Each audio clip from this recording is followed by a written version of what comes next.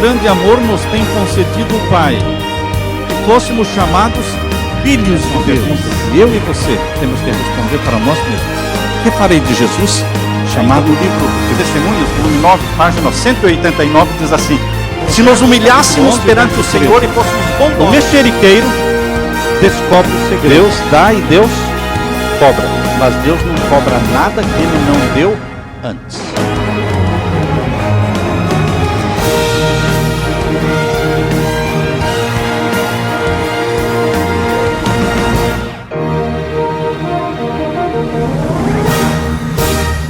Saudamos a todos com a paz de Jesus.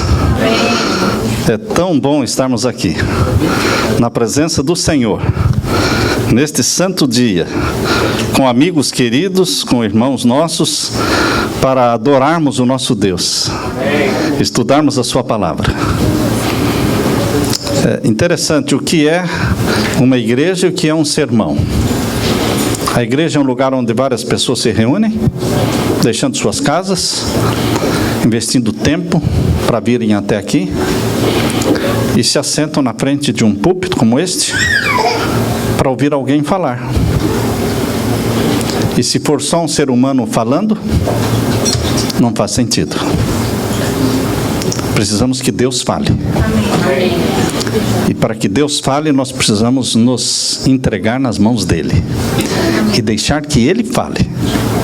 Não o que agrada, mas o que precisa ser falado. Portanto, irmãos, antes de iniciarmos o estudo da palavra de Deus, eu quero orar mais uma vez. Hoje à tarde, às 6 horas, nós vamos dar continuidade. Eu penso que os que vieram ontem, voltaram hoje e gostaram do tema de ontem. Foi bem intrigante o tema de ontem. Já 2 pessoas me procuraram aqui, eu preciso conversar com o senhor em particular sobre o tema de ontem. 2 pessoas aqui já me pediram. É porque realmente... Se há que quem veio ontem, hoje e agora à tarde concorre no tablet. É um tablet. O Serginho vai estar anotando os nomes de quem veio à tarde. Tá certo. Então quem veio ontem, hoje e à tarde, concorre a um tablet. Quem não veio, concorre a um tablet. Queridos, hoje às 6, será que você não tem tempo para Deus às 6? Ó Senhor, meu tempo disponível é só às 11 da manhã. Será que você discrimina desta forma? Deus está convidando você para as 6 horas. Nós vamos abrir agora, não estará aberto para perguntas. Sermão nunca está aberto para perguntas. Mas à tarde não será um sermão, será para discutirmos. Nós vamos apresentar uma palestra e depois vamos abrir para perguntas, como ontem abrimos. Então, ontem nós ficamos aqui mais de 1 hora gravando, porque tivemos várias perguntas. E à tarde vamos ter várias perguntas também. Mas agora é um sermão que Deus vai falar ao seu coração através da palavra dEle. Nós queremos orar neste momento. Vamos fechar os olhos para isso. Pai querido, estamos aqui na Tua presença, louvando o Teu nome, porque só o Senhor é digno de todo louvor. Amém. Adorando-Te como nosso Pai, Criador e Salvador. Obrigado pela salvação em Jesus. Obrigado porque o Espírito Santo nos trouxe aqui. E obrigado pela mensagem que o Senhor está nos dando. Derrama sobre nós o Espírito Santo, para que o Teu nome seja unicamente exaltado e adorado. Em nome de Jesus pedimos. Amém. O título do sermão de hoje nasceu de uma conversa, de um diálogo com amigos que nesta semana estavam visitando aqui a Flórida, amigos nossos lá de Connecticut, e na conversa surgiu esse título, nasceu esse título na nossa mente do diálogo: quando o incomum acontece. Quando o incomum acontece, o que você faz? Quando o incomum acontece, você segue em frente como se fosse comum? Ou você para e raciocina, e analisa, e faz decisões? Porque quando o incomum acontece, Deus está falando. Deus fala através das coisas comuns também, mas muito mais através de coisas incomuns que Ele permite intencionalmente para chamar a atenção e sacudir o povo de Deus na terra, para despertar o povo da letargia. Eu convido você para que abra a Bíblia agora em Mateus capítulo 16. Capítulo 16, vamos ler os versos 1 até o 3. Capítulo 16 e os versos 1 até o 3. E chegando-se os fariseus e os saduceus para o tentarem, pediram-lhe que lhes mostrasse algum sinal no céu. Mas ele, respondendo, disse-lhes: quando é chegada a tarde, dizeis, haverá bom tempo, porque o céu está rubro. E pela manhã, dizeis, hoje haverá tempestade, porque o céu está de um vermelho sombrio. Hipócritas, sabeis diferenciar a face do céu, e não conheceis os sinais dos tempos? Sinais dos tempos. Este é o ponto. Deus nos dá sinais dos tempos. E na correria da vida, nós esquecemos de prestar atenção nos sinais dos tempos. E vivemos como todo mundo vive, porque o todo mundo não presta atenção nos sinais dos tempos. Em Apocalipse capítulo 3, verso 18, diz que para podermos entender e ver os sinais dos tempos, nós precisamos ter algo especial. Apocalipse 3, verso 18. Vejam qual é o conselho que Jesus nos dá. Apocalipse 3, 18. Aconselho-te que de mim compres ouro provado no fogo, para que te enriqueças, e vestidos brancos para que te vistas, e não apareça a vergonha da tua nudez. E que unjas os teus olhos com colírio para que vejas. Mas se eu não ungir os meus olhos com o colírio do Espírito Santo, quer dizer que eu não vou ver? Vou ver, mas não vou perceber. A percepção espiritual é dada somente para quem tem olhos ungidos pelo Espírito Santo, o colírio do Espírito Santo. Então você vai discernir os sinais dos tempos. O principal problema do povo que vivia nos dias de Noé, os antediluvianos, é que eles tinham olhos para ver, mas não viam, não percebiam. Porque a Bíblia diz que Noé entrou na arca e eles não o perceberam. Como pode ser isso? Como pode ser isso? O incomum estava acontecendo e o povo antediluviano não percebeu. Quem não tem olhos ungidos pelo Espírito Santo não vê as coisas, não percebe as coisas incomuns acontecendo. Era o primeiro navio na face da terra. Nunca tinham construído nenhum navio. Era o primeiro. Uma coisa incomum. Quando Noé começou a falar sobre um dilúvio, uma coisa incomum, porque nem chover chovia.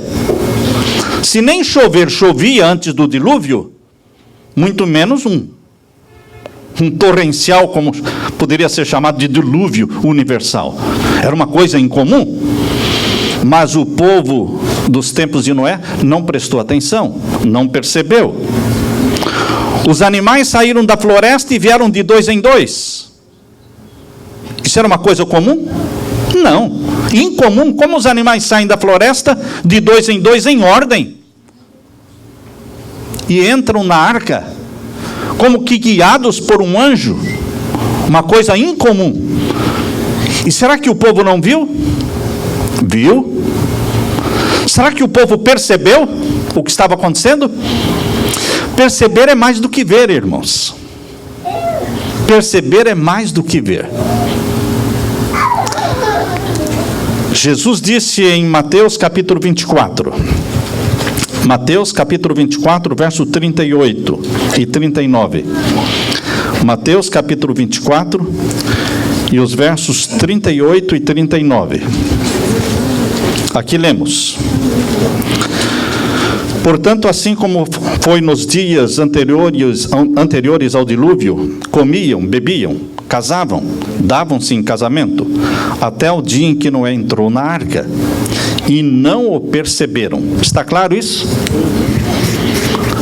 Noé entrou com a família toda, depois dos animais, e não o perceberam, até que veio o dilúvio. Quando é que eles perceberam algo estranho e diferente? Quando os primeiros pingos, as primeiras gotas começaram a cair. Aí caiu a ficha. Tarde demais. Tarde demais.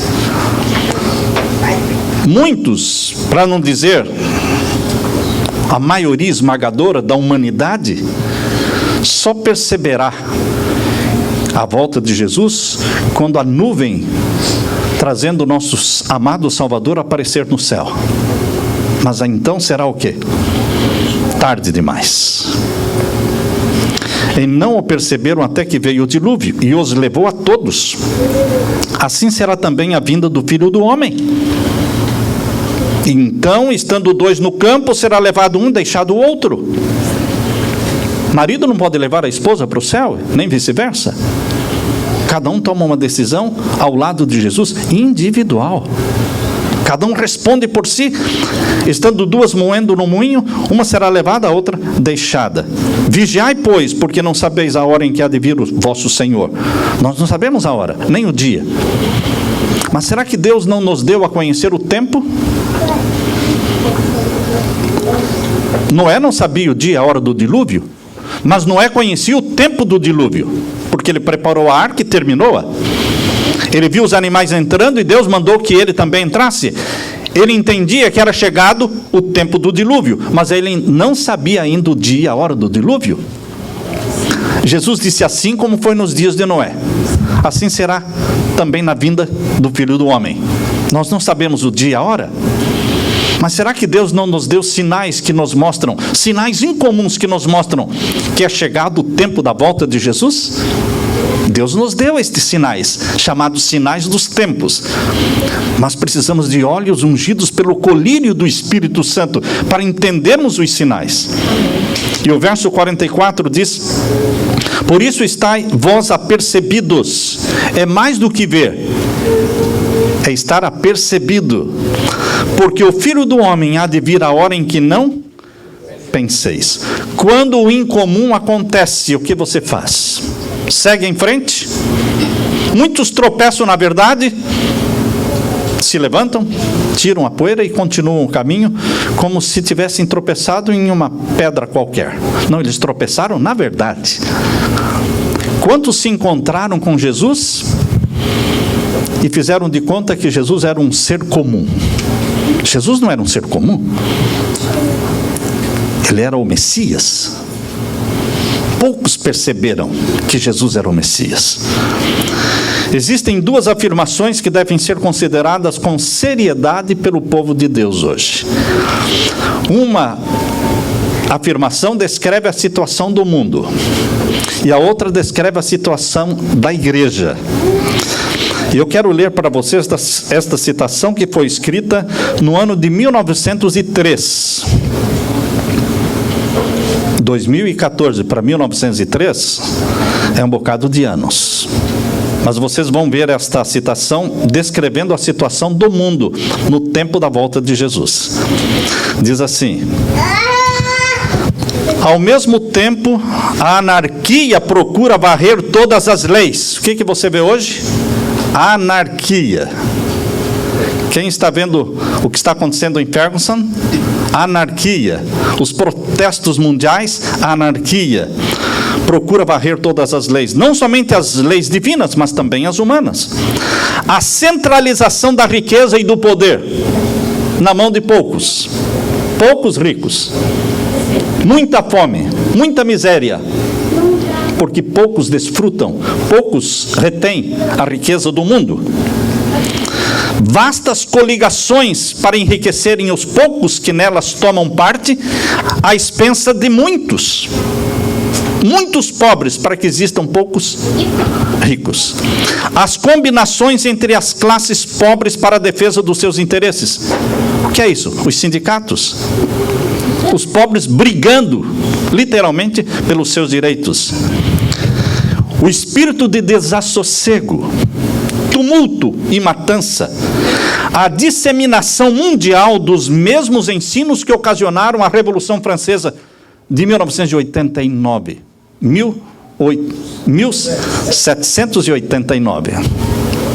A Revolução Francesa de 1780. O mesmo espírito, queridos. Tudo propende a envolver o mundo inteiro em uma luta semelhante àquela que convulsionou a França. Aboliram a religião naquele tempo, fecharam as igrejas, destronaram Deus, aboliram a semana de 7 dias, queimaram a Bíblia e carregaram pelas ruas de Paris uma prostituta, chamando-a de a deusa da razão. E ela foi entronizada na igreja de Notre Dame. Isto também ocorreria no tempo do fim. Exaltação do Deus da razão. Agora vamos ler uma citação feita no livro Grande Conflito, no ano de 1858. Mais antiga esta situação. 1858 foi feita com relação à situação da igreja no tempo do fim. Quando professa o povo de Deus se estiver unindo com o mundo. Será que o povo de Deus hoje está se unindo com o mundo? Bastante. Bastante. Em que sentido? Em todos os sentidos. Em todos os sentidos. Quando professa o povo de Deus se estiver unindo com o mundo, vivendo como vivem os do mundo. Será que o povo de Deus hoje está vivendo como vivem os do mundo? Sim. Vestindo igual, compram nas mesmas lojas as mesmas roupas, que não cobrem o corpo, mas mostram o corpo. Comem nos mesmos restaurantes, nas mesmas lanchonetes, comendo as mesmas carnes com sangue, bebendo as mesmas bebidas, os mesmos refrigerantes. Que diferença há hoje entre o povo de Deus no vestir, no comer, no adorar, no estilo do culto? O estilo formal e sério dos cultos perderam o sentido. Membros da igreja estão apavorados, dizendo: pastor, o que vai acontecer? Eu não aguento mais. Porque agora é um novo estilo de barulho, muita movimentação, muito ritmo. E sermões rasos que não se aprofundam, sermões só na base do paz e amor, nada de profecia, porque não tem como pregar profecia sem falar do anticristo, não tem como pregar profecia sem falar do anticristo, e hoje os sermões não querem tocar neste assunto do anticristo, melhor deixar para lá. Aqui está dizendo, irmãos, quando professa o povo de Deus se estiver unindo com o mundo, vivendo como vivem os do mundo, e com eles gozando de prazeres proibidos. Quais são os prazeres do mundo? Os prazeres da pornografia. Não é pouca pornografia, irmãos, praticada pelo povo de Deus, não é pouca. Não é pouca pornografia praticada por pastores, não é pouca. Num concílio de pastores evangélicos, num hotel,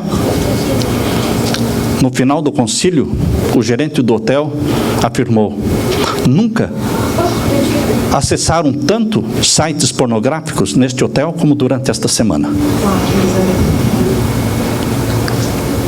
Queridos, aqueles que deveriam ser o ouro da terra estão enferrujando. Quando o ouro começa a enferrujar, que dizer da prata? Que dizer do ferro? Se o ouro, que é o ministério ungido pelo Espírito Santo, nós deveríamos ser o ouro. Mas se o ouro está sendo carcomido pela ferrugem, o que resta? Quando o luxo do mundo se tornar o luxo da igreja. Queridos, o que eu estou lendo foi escrito em 1858. O luxo do mundo se tornar o luxo da igreja. Carro zero, igrejas pomposas. No começo da igreja cristã, nos primeiros séculos, nem prédio existia. A igreja adorava em casas de família. Somente no quarto século, quando Constantino o Grande se tornou o imperador de Roma e se converteu para o cristianismo, sua mamãe Helena, rainha Helena, começou a construir igrejas cristãs. Até ali não existiam igrejas cristãs, existiam casas familiares, pequenos grupos. Mas ali começou a apostasia do povo de Deus no quarto século. E ali a igreja cristã começou a ter mais do que igreja, começou a ter templos. Mais do que templos, começou a ter catedrais. E nós hoje, na igreja adventista, quando começamos tão pobres, eu estou lendo o livro Testemunhos para a Igreja, volume 1, contando a vida dos pioneiros, eu choro literalmente, irmãos, da pobreza. Da pobreza. Como Tiago White lutou, quebrando pedra, cortando árvores com seu machado, para ganhar 50 cents de dólar num dia. 50 cents de dólar num dia. E ele usava para imprimir folhetos. Como ele caminhava 13 quilômetros de Rock Hill, em Connecticut, ia até Middletown, em Connecticut, levando os folhetos para serem impressos, fazendo 13 quilômetros a pé para ir, 13 quilômetros a pé para voltar. E orando sobre aqueles folhetinhos. Orando para que Deus mostrasse nomes de pessoas para quem eles deveriam mandar. Como a nossa igreja começou tão humilde, em casas tão pobres. Estive visitando agora em Battle Creek, a casa onde Tiago White e Ellen White moraram durante o tempo em que ela teve a visão do grande conflito. Queridos, você quando entra na casa já está saindo dela, é tão pequena.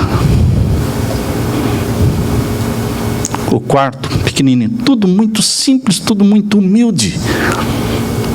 Mas, queridos, chegaria o tempo em que a igreja entraria no luxo como o mundo. E começaríamos a investir em catedrais. Hoje nós não temos. Hoje a missão hoje está sendo construir catedrais nas grandes cidades. Verdadeiras catedrais. Para 2.000, 3.000, 4.000 pessoas.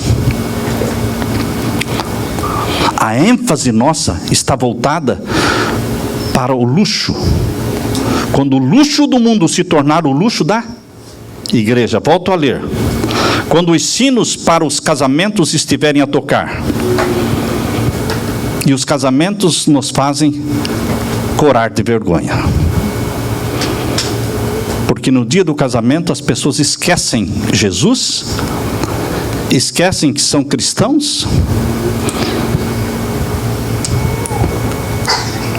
e você não consegue reconhecer a igreja como igreja de Deus. Não consegue reconhecer. Eu me lembro de um tio que já faleceu. Ele foi convidado para um casamento. Quando ele chegou à porta da igreja e viu todo mundo como estava, ele deu as costas e falou: não, me deram o endereço errado. Não, é aqui mesmo. Não é aqui. Não, eu estou indo embora. Insistiram: não, você está certo, o endereço é esse mesmo. Não pode ser, irmãos. Quando os sinos para casamentos estiverem a tocar, e todos olharem para o futuro esperando muitos anos de prosperidade temporal. O que a igreja está esperando? O que a maioria está esperando? Muitos anos de prosperidade. Como disse alguém aqui, vai vir ainda o 9º Papa, o 10º, o 50º, enfim, estão esperando muitos anos de prosperidade temporal. Subitamente então, como dos céus fulgura o relâmpago, virá o fim das suas resplendentes visões e esperanças ilusórias. Grande Conflito, página 338, escrito em 1858. Veja só a descrição feita há mais de 100 anos, a situação de anarquia do mundo e a situação de luxo e de mundanidade dentro da igreja. Deus falou. Está se cumprindo. Sabem, queridos, que a pressão das massas, a pressão da maioria, é uma das mais devastadoras pressões que existem. Nos dias de Noé, milhares que viviam naquele tempo e ouviram a pregação de Noé, milhares de pessoas tinham vontade de entrar na arca, mas só entraram 8 pessoas. Por que só 8 tiveram coragem de entrar na arca quando aquela multidão estava lá fora? Porque vencer e superar a pressão das massas não é fácil. Existe uma pressão das massas no mundo, existe uma pressão das massas dentro da igreja. Quando nós falamos em massas, muitos pensam que estão falando só do mundo. Não, irmãos. Existe uma massa adventista que pressiona você a viver de um certo jeito, que você também se sente esmagado, para agir como a maioria age. Agora vou ler para vocês esse texto que está em Testemunhos Seletos, volume 2, página 31. Permanecer em defesa da verdade e justiça quando a maioria nos abandona? Ferir as batalhas do Senhor quando são poucos os campeões? Essa será a nossa prova. Pregar sobre a volta de Jesus quando todo mundo está pregando? É fácil. Mas quando nos é proibido pregar nos púlpitos a volta de Jesus, porque ninguém está pregando, não é fácil. Não é fácil. Devemos tirar calor da frieza dos outros. Deveremos tirar coragem da sua covardia. Deveremos tirar lealdade da sua traição. A nação ficará do lado do grande líder rebelde, Satanás. Quem vai ficar ao lado do líder Jesus? Quem? Quando gritavam, crucifica-o, crucifica-o, no meio daquela multidão gritando, crucifica-o, crucifica-o, existiam pessoas que comeram dos pães e comeram dos peixinhos multiplicados por Jesus. Existiam pessoas curadas por Jesus. Mas a pressão da massa levou-as também a falar o quê? Crucifica-o, crucifica-o. Não é fácil enfrentar a pressão das massas. Eu sinto isso na minha carne. E você também. Nós precisamos saber em quem cremos. Saber em quem cremos. E quem é o nosso Deus? Os juízos de Deus se manifestam na terra. De que forma? Tempestades. Nunca vi tanta tempestade como juízos de Deus se manifestando em tempestades, inundações, tsunamis, terremotos. Será que tudo isso que está acontecendo no mundo é comum? Pastor, sempre existiu terremoto, sempre existiu inundação. Do jeito que está acontecendo? Não. Existir sempre existiu, mas do jeito que está acontecendo? Você já viu se no passado tantos filhos matavam os pais como hoje? Filhos matando os pais? Tanta gente sofrendo depressão, suicidando por depressão. O grande eu sou está falando aos que anulam a sua lei. A religião de Jesus está sendo desprezada. A lei de Deus está sendo desprezada nos governos, nas escolas, nas igrejas. Não existe mais respeito para com a lei de Deus. E nem para com Deus. Agora é o tempo em que a nossa fidelidade a Deus e a lei dele precisa ser mais ardorosa. Nosso ânimo precisa ser mais inabalável. Permanecer em defesa da verdade e da justiça quando a maioria nos abandona, ferir as batalhas do Senhor quando são poucos os que lutam, essa será a sua e a minha prova. Não espere muitos do seu lado. Não espere o apoio da igreja. Não espere pelo apoio da igreja. Não espere o apoio de toda a família para fazer uma decisão. Porque talvez essa decisão nunca será feita se você esperar pelo apoio de todos.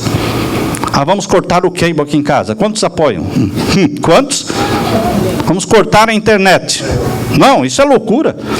Ontem, quando eu escrevi para uma esposa que me perguntava, ela dizia: eu vou trabalhar, meu esposo fica plantado na frente do computador o tempo todo, eu morrendo de tanto trabalhar, e ele em casa no computador. Eu disse: corta a internet. Ele disse: ele me mata. Ele me mata, porque ele diz que está fazendo trabalho missionário pelo Facebook, pregando para as pessoas. Mas eu olho lá, é só mulheres, é só princesas lindas, e beijos para cá e beijos para lá. Queridos, não podemos esperar pelo acordo de todos para tomar decisões sérias, porque são decisões individuais. Que motivos levaram Jesus a falar da mulher de Ló? Eu não sei o nome da mulher de Ló, mas a Bíblia fala da mulher de Ló. E Jesus, quando estava falando da sua volta, ou seja, da sua segunda vinda à terra, ele falou o quê? Lembrai-vos da mulher de Ló. Será por quê?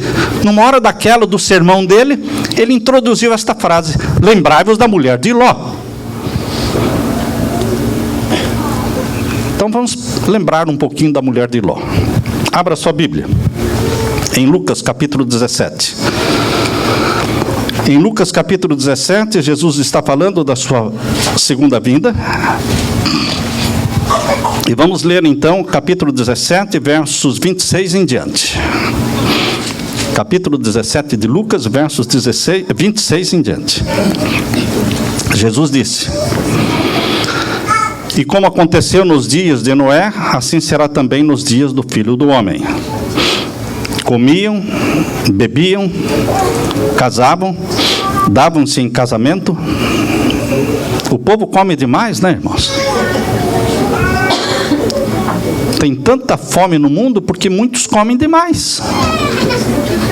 Você está comendo a comida de 100 pessoas? Come o dia todo e joga fora o que não consegue comer? No tempo de Noé, o pecado foi: comiam e bebiam, casavam, davam-se em casamentos. Casam por qualquer coisa, por documento. Os pais apoiam o casamento da filha, do filho que está casando só por documento. Uma mentira. Montam um álbum com fotografias para mostrar na entrevista. Uma mentira descarada, apoiada pelo pai e pela mãe. As pessoas fazem qualquer coisa pelo green card. Mas você não pode fazer qualquer coisa por nada. Você tem que ter princípios. Jesus vem buscar aqueles que o amam e que tiveram a ousadia de viver uma vida com princípios. Não serão amados na terra, mas serão amados no céu. Na terra eles serão os chatos. Aqui diz, queridos, que no tempo de Noé comiam, bebiam, casavam, davam-se em casamento até o dia em que Noé entrou na arca. E veio o dilúvio e os consumiu a todos. Como também, da mesma maneira, aconteceu nos dias de Ló. De novo, comiam, bebiam, compravam, vendiam, plantavam, edificavam. Estavam vivendo a toda. Mas no dia em que Ló saiu de Sodoma, choveu do céu fogo e enxofre e os consumiu a todos. Assim será nos dias em que o Filho do Homem se há de manifestar. Será porque Jesus aqui falou dos dias de Ló? Numa ocasião ele não falou, na outra ocasião ele citou os dias de Ló depois dos dias de Noé. Porque nos dias de Ló houve a legalização do casamento com o mesmo sexo, homem com homem e mulher com mulher. Isso era uma coisa comum, normal, nos dias de Ló. Será que hoje não se tornou também algo legal, sendo legalizado na maioria dos estados e nos países? Queridos, isto é comum ou é incomum? Quando as coisas incomuns acontecem. E todo mundo começa a considerar como algo o quê? Comum. O que é que tem? Ele está amando. Amando. Queridos, aqui diz, no verso 31, diz assim: naquele dia, quem estiver no telhado, tendo as suas alfaias em casa, não desça para tomá-las. Isso está acontecendo hoje? Então vamos parar de acumular, vamos parar de pensar, de buscar isso, buscar aquilo para nós mesmos, porque o tempo do fim chegou. Chegou o fim, irmãos. Acabou a festa. É tempo de ir para o céu.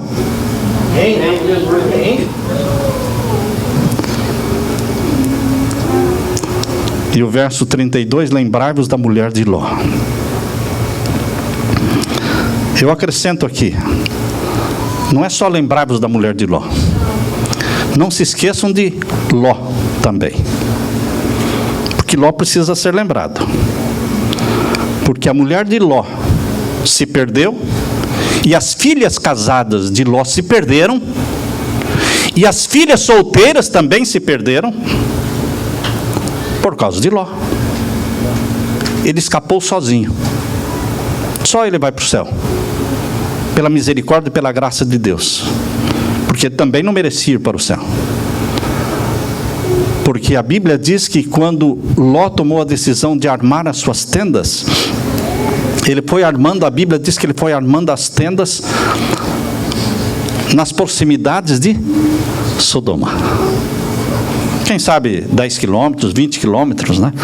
Uma distância que desse para que a esposa e as filhas fossem ao mall, ao shopping de vez em quando, na cidade de Sodoma e Gomorra. Mas interessante que quando os anjos vieram visitar Ló, ele não estava vivendo nas proximidades, ele estava vivendo no downtown de Sodoma, ele estava no centro de Sodoma. Como é que ele foi armando as tendas? Foi armando as tendas até que ele foi morar aonde? Dentro da cidade. Porque é assim quando você começa a fazer concessões. Perguntar o que a esposa acha, o que os filhos acham, e vai tomando uma decisão como marido bonzinho. Não, queridos, não temos que ser bonzinhos, nós temos que ser bons. E os filhos de Deus que são bons, eles sabem dizer não. Colocar limites para as nossas crianças e fazê-las entender que não é não. E não ceder. Quando um não é falado, tem que ser mantido. Porque nós estragamos nossas crianças, não dando limites para elas. Nestes 2000 anos que se passaram desde a primeira vinda de Jesus, sua morte, ressurreição e ascensão ao céu, a legalização do casamento com o mesmo sexo é algo comum ou incomum? Será que temos olhos para ver o que estamos vendo?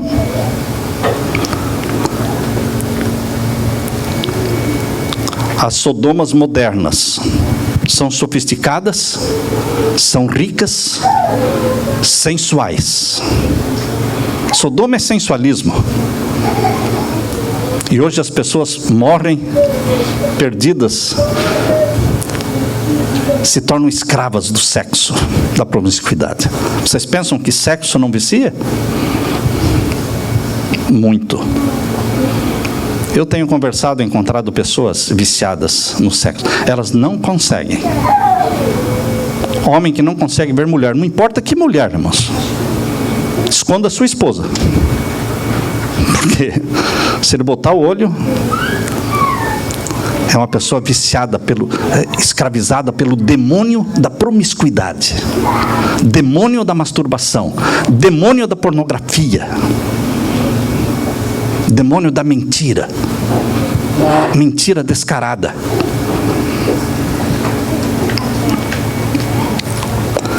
O pensamento dos cristãos desta geração está concentrado mais nos luxos e prazeres de Sodoma do que no preparo para o céu. Falamos de reavivamento e de reforma. Mas quando é que vamos parar de falar e vamos praticar? O que é parar de falar e praticar? Hoje, você tomar uma decisão de abandonar as coisas que Deus quer que você abandone. Isso é ação. Toma uma decisão de jogar fora da sua casa o que não é de Jesus, o que é da Disney. Você que mora aqui nesta cidade, Provavelmente possa existir alguma coisa da Disney dentro da sua casa, que tem que ser queimado, tem que ser jogado fora. Cortar os TV a cabo, os cables. Na minha casa eu não tenho mais a TV a cabo. Porque não existe graça, irmãos. Não existe graça mais de ver coisas que antigamente me davam alegria, eu ria. Mas agora não é a mesma reação mais. Lembre-se da mulher de Ló.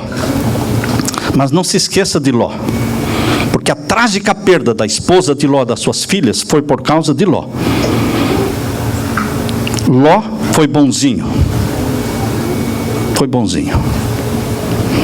A Bíblia diz que quando Ló foi tirado de Sodoma pelos anjos, vieram as duas filhas com ele, solteiras, as casadas ficaram.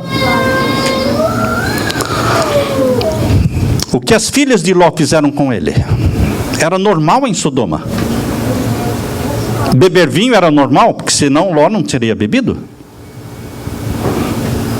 E o vinho tira o quê? O discernimento. Era um estilo de Sodoma, de beber e de praticar promiscuidade. As filhas com o pai. Hoje eu tenho visto muitos pais abusando das suas filhas. São muitos que abusam. E elas não têm coragem de falar porque é vergonhoso falar. E a mãe também não fala porque ela vai ficar sem o marido e sem o salário e a promiscuidade cresce. O mundo hoje virou uma grande Sodoma. Nós temos que buscar residência para as nossas crianças fora das grandes cidades. Pastor, não me fale isso. Vou falar.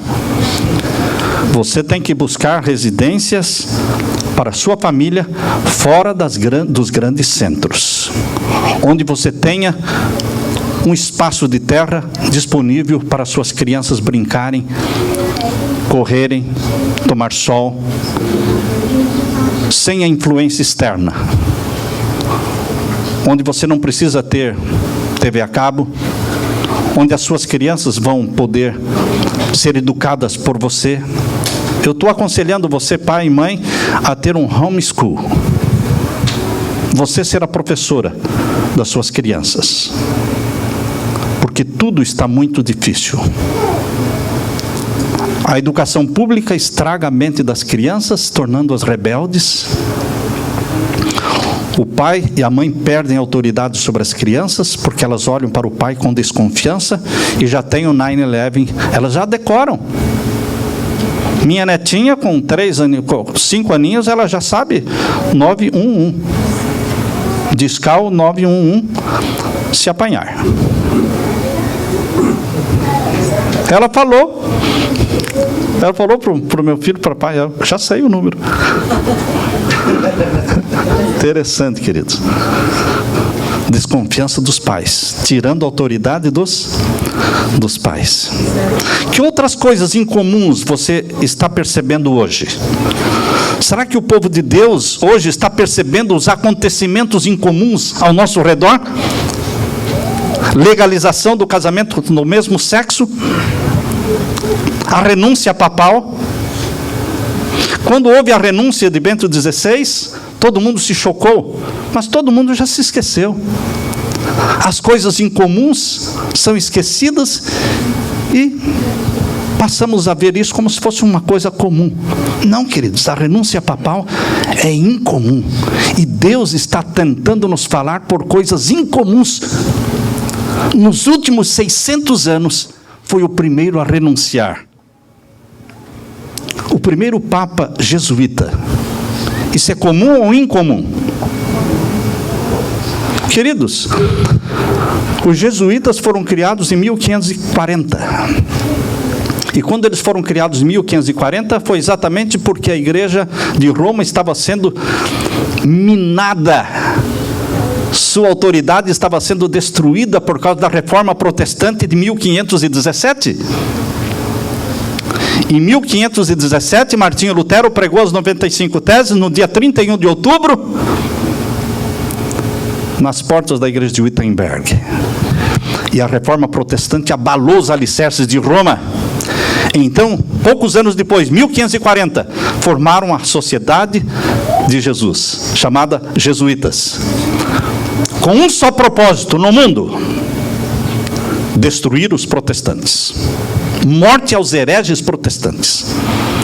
Mas já se passou tanto tempo que os jesuítas passaram a ser vistos hoje como gente dócil, amável, bondosa, pessoas cheias de graça. Esqueceram do voto que eles fazem para se tornarem jesuítas. A propósito, eu vou ler um pedacinho do voto, é muito grande. E quando eu estiver lendo, lembre-se que o Papa Francisco é jesuíta. Eu prometo e declaro que eu, quando as oportunidades se apresentarem, farei guerra sem qualquer piedade, secretamente ou abertamente, contra todos os hereges protestantes e liberais, assim como sou dirigido para extirpar e exterminar eles da face de toda a terra. E que não pouparei, seja sexo, idade, nem condição, e enforcarei, e esfolarei, ferverei, esmiuçarei, e enterrarei vivo estes infames hereges. O que eu estou lendo é o voto jesuíta. Abrirei os estômagos e úteros das suas mulheres, e esmagarei as cabeças de seus bebês contra a parede, em ordem de aniquilar para sempre esta abominável raça. Eu diria, queridos, não precisa tanto, porque ele já acabou com os protestantes. Não precisou fazer tudo isso. Como disse Tony Palmer, que já está morto, não é? Mas ele disse: não existem mais protestos, por isso não existem mais protestantes. Ele estava certo ou errado? Certo. Quando os líderes carismáticos dos Estados Unidos ouviram ele falando, aplaudiram. Quem está fazendo protesto contra Roma? Ninguém, queridos. Então, não existem mais protestantes. Os jesuítas têm como propósito destruir os protestantes, mas eles já foram destruídos. Joel Osteen já se submeteu ao Vaticano. Os grandes líderes evangélicos dos Estados Unidos já se submeteram ao Vaticano. Os carismáticos também. Metodistas, luteranos, ortodoxos, anglicanos, todos já se tornaram um com a Igreja de Roma. Onde estão os protestantes? Não existem mais. Isso é uma coisa comum ou incomum? Que vergonha se Lutero ressuscitasse hoje. Ele olhasse e falou: uau, de que valeu todo o meu sofrimento? De que valeu? Mas valeu sim alguma coisa, irmãos. Valeu. Porque Deus ainda tem remanescentes. Deus ainda tem um pequeno número de homens e mulheres que protestam. Homens e mulheres que não se conformam à massa, que não se deixam pressionar pela massa. Homens e mulheres que, como Elias, não dobraram seus joelhos a Baal. Mas são poucos. Quando Deus disse para Elias: você está pensando que está sozinho, Elias? Não, abra os olhos. Veja aí, tem mais 7.000. Queridos, eram 7.000, não de uma igreja, eram 7.000 de uma nação. O que eram 7.000 de uma nação? Quase nada, irmãos. Então, para você entender que os que vão permanecer fiéis a Deus e não se abalar pela pressão das massas, será um pequeno número. Muitos chamados, poucos escolhidos. Você já percebeu que neste último capítulo da história da Terra existem 2 papas no Vaticano? Não, pastor, isso é comum? Comum? Me diga, quando é que existiram 2 papas no Vaticano? Um piloto e um copiloto. Quando o trecho da viagem é muito complexo, e esse último percurso da viagem, que antecede a volta de Jesus, será cheio de complexidade, difícil. Então eles precisam de 2 crânios ali. 2 crânios, 2 papas. É um percurso complicado. A união das 3 grandes religiões, islamismo, judaísmo e cristianismo. Vocês assistiram isso pela televisão? É comum? Eu estou falando de coisas incomuns que estão acontecendo e o povo assimila as coisas incomuns e toca a vida do mesmo jeito. As pessoas assimilam isso e continuam vivendo como se nada tivesse acontecido. Continuam correndo atrás do seu dinheiro, comprando mais uma casa, comprando mais um carro, comprando mais uma fazenda. Onde é que eu vou investir o meu dinheiro agora? Agora eu acho que eu vou comprar ouro, porque a melhor coisa é comprar ouro, não é? E a propósito, tem um homem aqui na Flórida, né, oferecendo 15% para você. Né? Você dá o dinheiro para ele, ele te dá 15% por mês de juros. Né? E as pessoas vêm me consultar. O que o senhor acha, pastor? Nem me pergunte uma coisa dessa, irmãos. Nem me pergunte. Você está atrás de ganhar 15% ao mês. Como é que você consegue acreditar? Ele está roubando de alguém para dar para você. Pirâmide é isso, roubando de um para dar para o outro. Mas o povo não assimila, queridos, os acontecimentos incomuns. Eles passam a ver como se tudo fosse comum. Está tudo igual. Não está tudo igual, irmãos. Nunca o islamismo, o judaísmo e o cristianismo estiveram unidos. Nunca estiveram lá no Vaticano os 3 líderes, mais o Bartolomeu ainda da Igreja Ortodoxa, plantando uma árvore da paz. Isso nunca aconteceu. Será que nós não estamos percebendo que este é um sinal do que o fim chegou? Amém. Chegou o fim. O ecumenismo não vai acontecer, ele já aconteceu. E o que é o ecumenismo? É uma estrada de mão única que leva todo mundo para Roma. O ecumenismo leva todo mundo para Roma. As igrejas protestantes, evangélicas, carismáticas uniram-se ao papado. E na sua mensagem, o Papa Francisco se apresentou como José. Não sei quantos assistiram. Ele se apresentou como sendo José. E os líderes evangélicos e carismáticos como sendo os irmãos de José vindo o quê?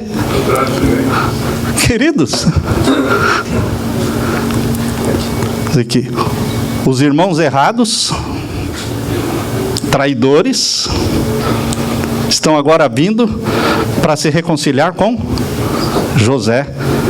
E o Papa Francisco se apresentou como sendo o José. Assista o vídeo.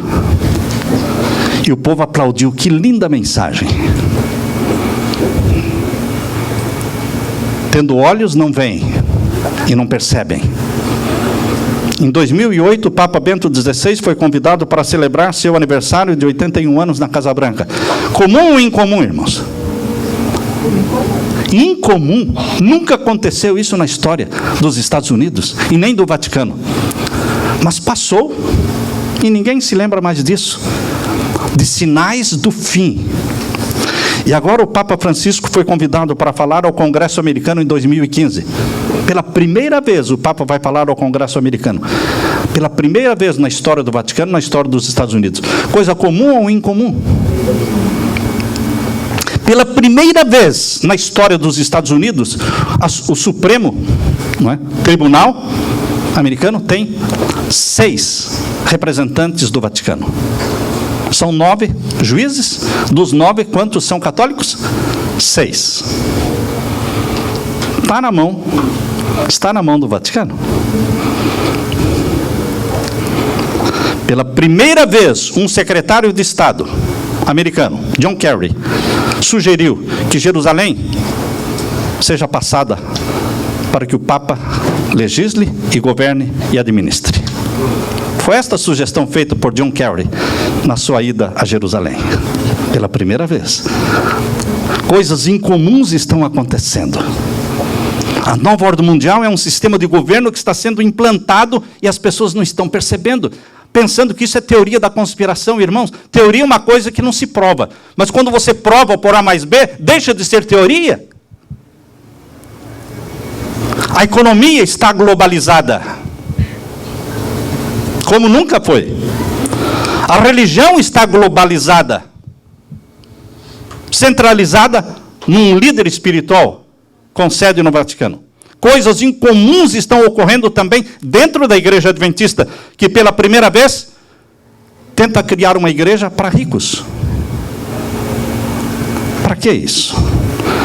Pela primeira vez, uma união da igreja adventista se rebela contra a Conferência Geral. Nunca aconteceu isso. União Columbus, aqui de Washington, D.C., se rebelou contra um pedido veemente do presidente Ted Wilson. E votaram a ordenação da mulher. Contra as decisões da Conferência Geral, que pediu para que esperasse. Não esperaram, tomaram um voto. Dentro da igreja também estão acontecendo coisas incomuns. E as pessoas não percebem que o fim chegou.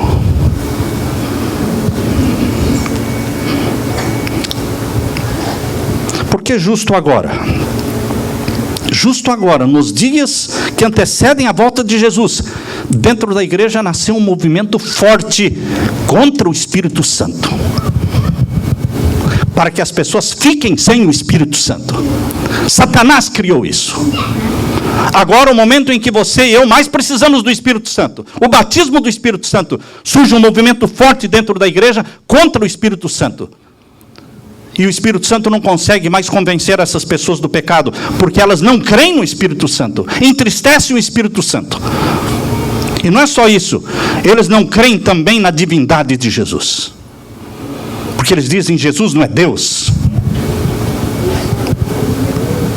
Justo agora, na volta de Jesus, Satanás introduz algo para minar a fé dos nossos irmãos. E não são poucos que estão se deixando levar. Pela primeira vez estão se formando as 10 nações, irmãos. Pela primeira vez estão se formando os 10 blocos econômicos. Isso é incomum? Sim, é incomum. Porque o mundo todo está se unindo em 10 supernações. A nação número 7, que é a nação árabe, irmãos. A invasão do Iraque, a invasão do Afeganistão, estava dentro dos planos para formar a nação número 7. A revolução no Egito, a revolução na Líbia, na Síria, e depois Sudão, e depois Irã. Escrevam isto, porque a revolução vai continuar até que a nação número 7 seja formada. É a mais difícil de se formar, é esta nação. Porque Israel está ali no centro dessa nação número 7. E o que vai acontecer? Muita guerra, irmãos. Chegou o fim. E nós somos a geração que assistirá à segunda vinda de Jesus. Não se turbe o vosso coração. Crede em Deus, crede também em mim, disse Jesus. Na casa de meu pai há muitas moradas. Se não fosse assim, eu não vou teria dito, vou preparar-vos lugar. E se eu for e vos preparar lugar, voltarei outra vez. Ele vai voltar mesmo, irmãos. Todos os sinais estão mostrando que chegou o fim. E quando ele voltar, ele diz, eu vou levar vocês comigo, para que onde eu estiver, vocês também estejam comigo. Seremos uma só família. Jesus, nosso irmão, nosso Salvador, eternamente juntos. Que o Espírito Santo coloque essa paixão, este fogo no seu coração. E que você deseje a volta de Cristo e sonhe com a volta de Jesus de uma forma superior a qualquer outra coisa nesta terra. Que se torne uma obsessão na sua vida, a volta de Jesus, o céu para você e para a sua família. Que isso seja uma obsessão, que você não pense em outra coisa. E que venha logo Jesus nos buscar. Amém, irmãos? Amém. Deus seja louvado.